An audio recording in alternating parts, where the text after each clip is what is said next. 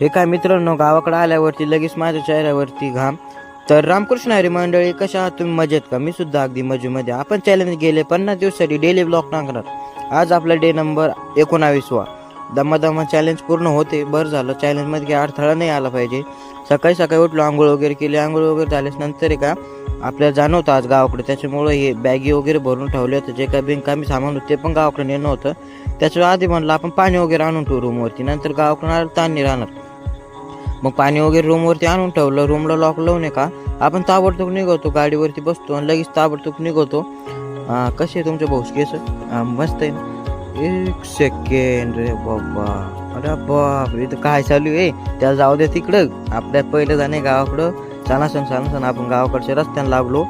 आणि कोण होते का नो, साधू संत होते, त्यांना ब्लॉगमध्ये घेतलं. आणि गावाकडचे आलेच नंतर आहे का घरचे म्हणते जसा गावाकडे आला तसंच लाग कामाला. आता